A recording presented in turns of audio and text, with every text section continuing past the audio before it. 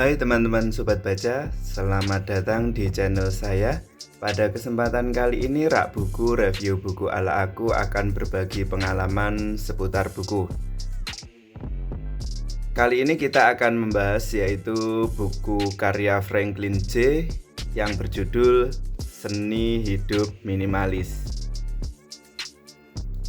Buku ini saya dapat pertengahan tahun 2019.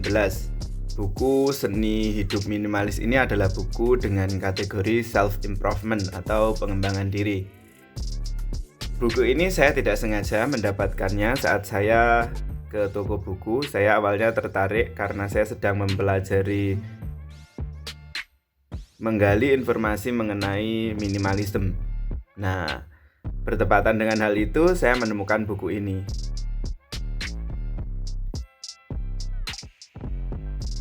Nah, sebelum kita bahas lebih lanjut mengenai apa saja yang ada pada buku ini, alangkah lebih baiknya teman-teman Sobat Baca subscribe dulu channel ini.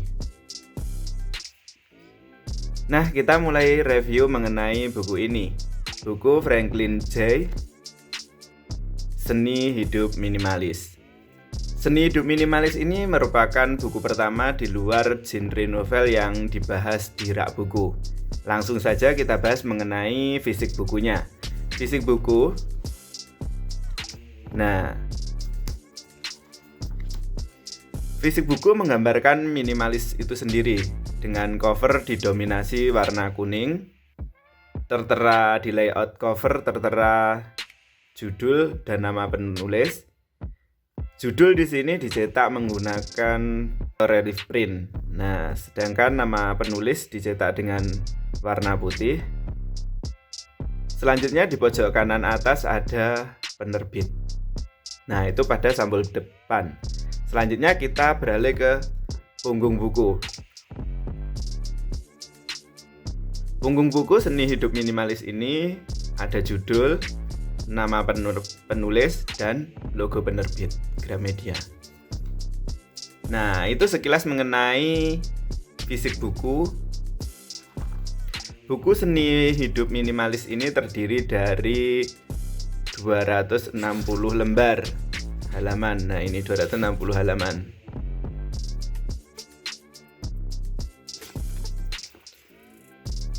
Keseluruhannya isi dicetak menggunakan kertas book paper 70 gram.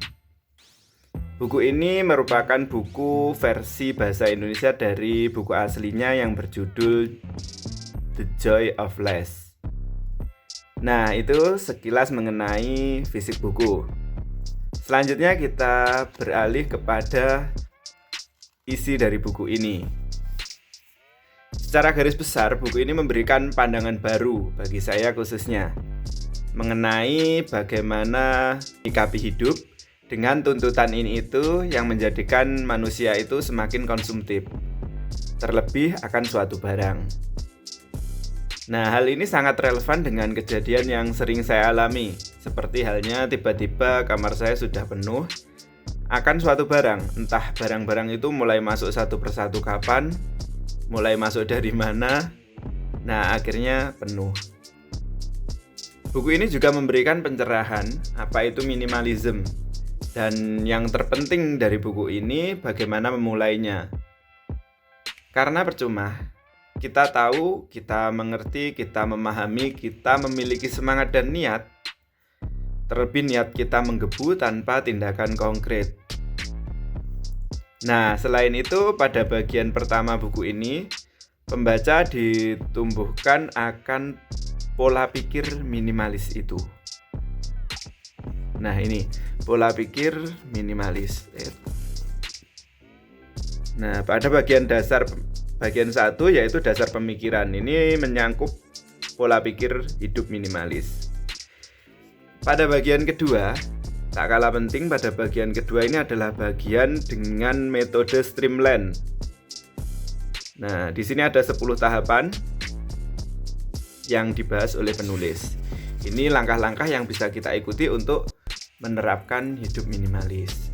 Pada bagian ketiga, yaitu pada bagian ketiga, ruang ke ruang. Nah, ini ada lebih pada pengaplikasiannya.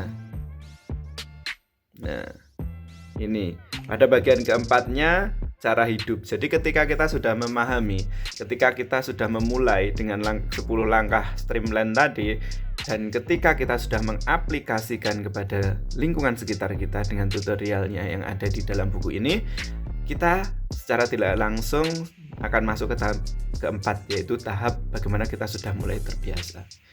Nah, itu tadi yang menjadi isi dari buku ini secara garis besar. Intinya minimalis ini dibangun dari hal-hal kecil, mulai dari rumah, dilanjutkan pada sikap kita ramah lingkungan. Ada banyak sekali manfaat yang diperoleh dari menerapkan hidup minimalis ini. Karena hidup minimalis itu bukan cuma soal penghematan. Jadi kita perlu berfokus pada apa yang sudah kita miliki, bukan pada apa yang tidak kita punya. Seni hidup minimalis ini juga akan membuat kita mengerti, ternyata tidak sulit untuk memulai gaya hidup minimalis. Penulis juga mengajak kita untuk berpikir, dengan memiliki sedikit barang, maka akan sedikit pula stres yang kita rasakan. Hal ini dikarenakan ketika kita membeli suatu barang, secara otomatis kita tidak hanya memiliki barang itu, tapi juga menambah tanggung jawab akan barang itu. Tanggung jawab itulah yang secara tidak langsung menjadikan sumber stres kita. Karena semakin banyak barang yang kita miliki, maka semakin banyak pula tanggung jawab yang harus kita emban. Nah, dari situlah stres itu akan datang. Yang ditekankan pada buku ini yaitu kesederhanaan. Sederhana di sini maksudnya adalah hidup dengan cara tidak menggunakan sumber daya lebih daripada apa yang kita butuhkan. Nah, itu pengertian sederhana yang dimaksud. Karena ketika kita menambah barang yang kita gunakan, barang tambahan tersebut mungkin tidak signifikan bagi kita. Namun bisa jadi bagi orang lain itu merupakan hal yang penentu kehidupannya. Jadi hal yang urgent. Nah, saya pikir dari hal tersebut dapat saya simpulkan, penulis juga mengajak kita untuk mencoba hidup dengan cara turut memperhatikan orang lain di luar sana. Jadi dengan membaca buku ini diharapkan jiwa sosial kita tumbuh. Nah, jika teman-teman semua ingin memulai hidup minimalis dengan sedikit barang, buku ini saya rekomendasikan, cocok buat kalian. Itu tadi mengenai sinopsis buku ini. Selanjutnya kita bahas mengenai kelebihan dan kekurangan yang ada pada buku ini.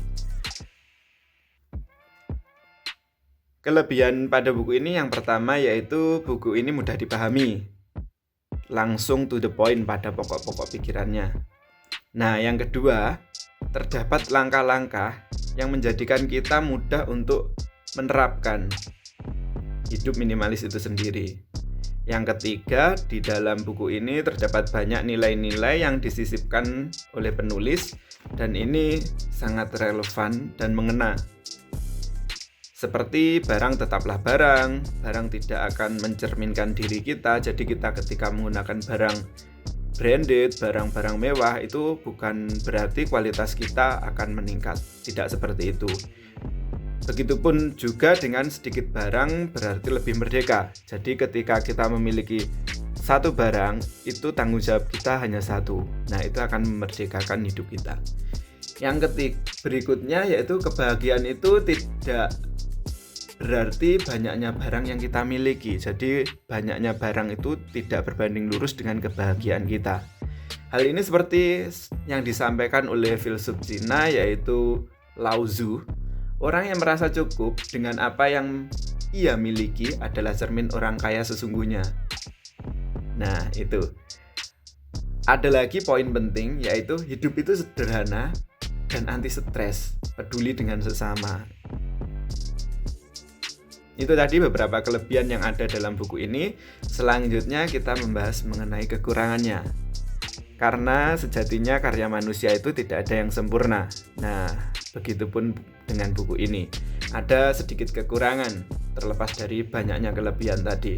Kekurangan yang pertama, dan ini tampak sekali, yaitu dari segi layout.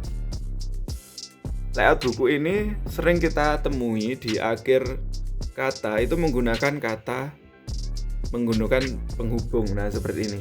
Nah, ini tanda penghubung seperti ini mengganggu sedikit. Yang kedua yaitu menurut saya ada pada desain lagi. Nah, seperti halnya ini. Kita akan kesulitan membaca dengan background oranye tapi font tulisannya warnanya hitam.